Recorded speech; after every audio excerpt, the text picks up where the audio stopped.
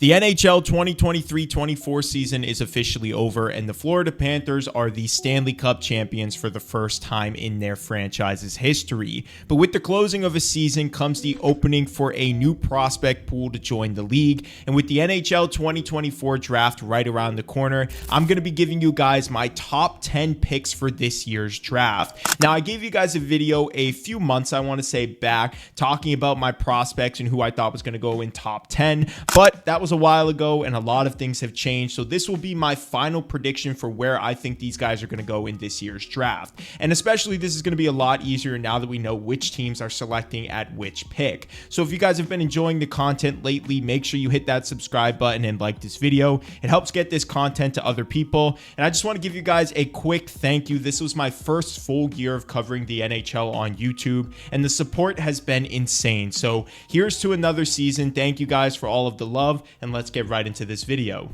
Now, the first pick isn't going to really be all that exciting. If you're anybody with half a brain, you know who's being taken first overall. And with the San Jose Sharks getting the first overall pick, they will be selecting Macklin Celebrini in my eyes. Now, like I said, this one is self-explanatory. Celebrini has been the consensus first overall pick for a while now. And despite needing some help defensively, I still feel like it's a no-brainer for the San Jose Sharks to take this guy at number 1. He's clearly going to be the next sensation in the NHL following Connorbedard. And when you get the opportunity to draft a guy who could be generational for your organization, you just have to go for it. Now, Celebrini racked up 64 points in 38 games played and did so in a very dominant fashion. Not much to really add about this one, though. I think that Celebrini is the obvious choice, and I think we all agree that the San Jose Sharks are going to take him number 1. Number 2, the Chicago Blackhawks will be selecting second in this year's draft, and I have them taking a defenseman with this pick. Now, last year, the Blackhawks drafted Connorbedard, who will clearly become the piece that they build around for years.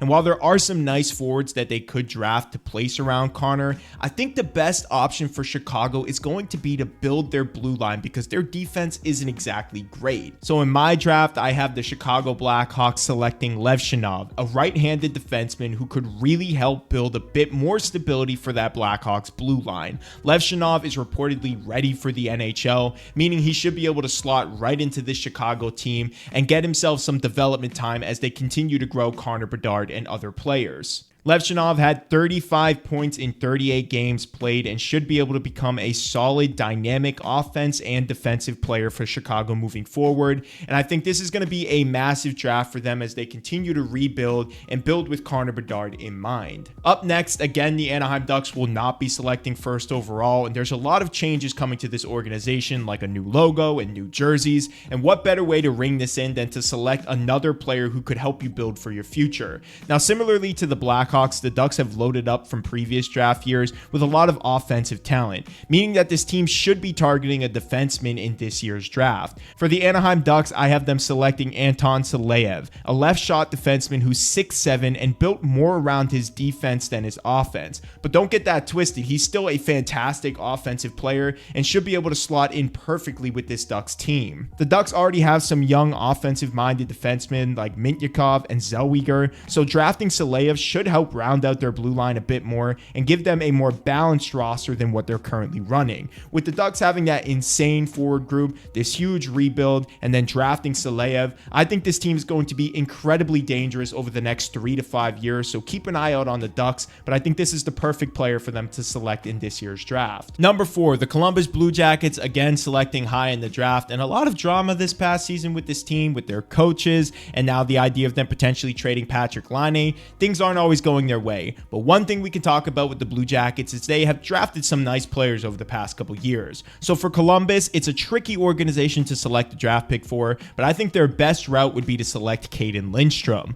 Lindstrom had a few injuries this year holding him back from his true potential, but with the Blue Jackets having such a young roster that needs some help offensively, I think it makes sense for them to pair this young promising center along with Adam Fantilli, providing the club with 2 promising young centers that they can build around. These 2 players would be a great 1-2 punch for Columbus. Adam Fantilli slotting perfectly in on that top line, playing along guys like Kent Johnson and potentially Johnny Gaudreau if he's still with the organization. Then you can go ahead and put Lindstrom on the second line and build out from there. I think this will be the perfect pick for the Columbus Blue Jackets. It would provide them more depth at center, give them a chance to rebuild a little bit more around Fantilli and enter this new era of Blue Jackets hockey. Up next is the Montreal Canadiens. Last year, they drafted Reinbacher to add to their blue line, so I think this year they should really try to provide their team with a bit more forward depth. And what better way to do that than by adding Ivan Demidov? Demidov was a beauty in Russia's junior league and demonstrated that his offensive skill set was among some of the best in this year's draft.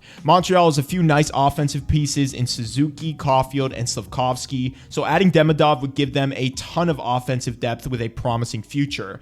I think this is the obvious pick for Montreal. They should add Demidov to their already talented forward group, provide them a bit more scoring, and make them a more serious contender moving forward, because they're now entering that stage where all of these draft picks should start panning out pretty soon. And if they can't draft a few more players that are going to slot in well, then who knows where Montreal is going to head. But I think Demidov would fit in perfectly with this organization, and I think the Montreal Canadiens should take him. At number 6, the first time we will be seeing the Utah Hockey Club draft in their franchise's history, and I think the choice for this team is pretty clear. Over the past couple of years, they've drafted a few offensive pieces, and I think that they should be going for a defenseman this year as well. And I think the perfect player for them to pick would be Zeev Buium. Buium is the second youngest player in men's college hockey, and in 42 games, he had 50 points with 11 goals and 39 assists, helping Denver win the NCAA championship this year. He's 18 years old, is a complete stud on the blue line, and I think that with the Utah Hockey Club trying to reestablish themselves as a good organization after all of the stuff that happened with Arizona,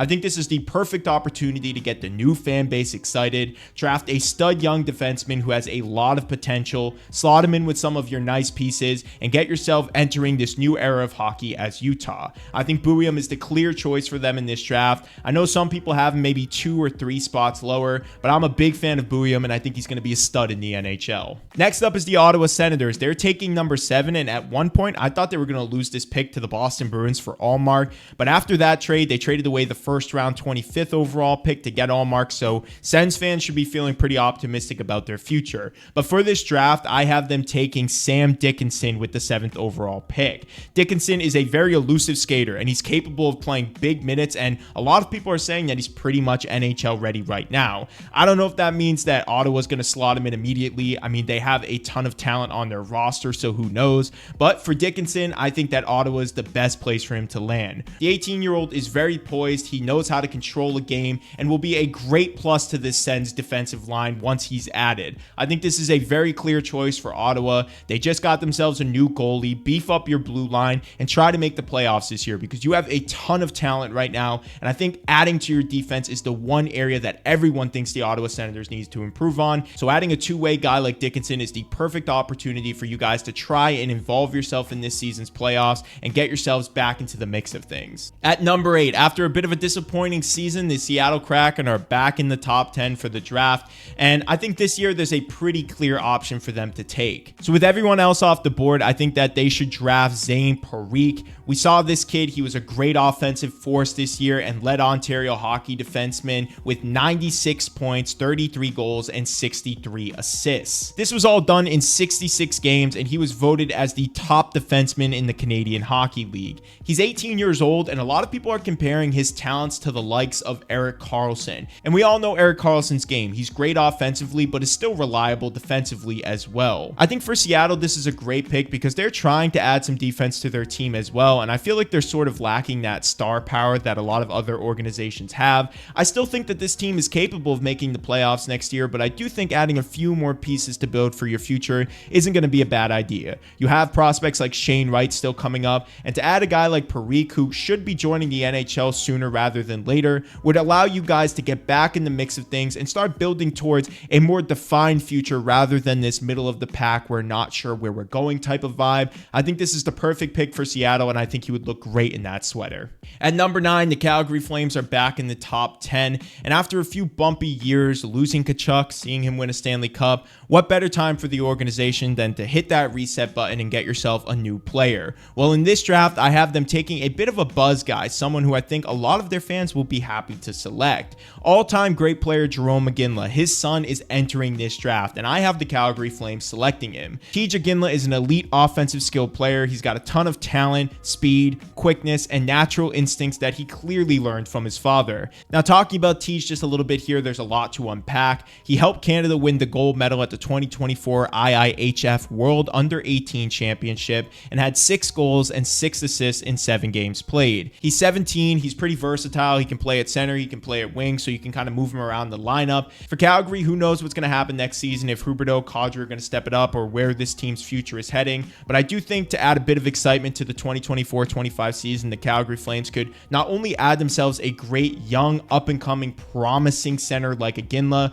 but provide their fan base with a bit of fan service as well, kind of killing 2 birds with 1 stone and getting themselves into the next era of Flames hockey. I love this pick for Calgary. I think this is the perfect opportunity for them to make a splash in this draft, so I have them taking Tisha Ginla. And at number 10, the New Jersey Devils of all teams are also back in the top 10, and this year I think they have the opportunity to really add some depth at their center position. And what better way to do that than to draft Konsta Helenius. Helenius blends very well in with any roster based on his high offensive skills, and I think adding him to this roster with Jack Hughes, Nico Hischier, Jesper Bratt, and the boys, I think he would be a perfect fit for that New Jersey lineup. Now, New Jersey just made a splash adding Markstrom to this team. They have some young defensemen who are coming up, and I think that Jack Hughes and Nico Hischier's offensive ability and competitiveness will help Helenius thrive in that kind of environment. Helenius is very skilled, has a high compete level, and is a right-handed shot, which will fit in perfectly with this Devils lineup. He won 50.2% of his faceoffs and averaged 16.57 of ice time in 51 games played this year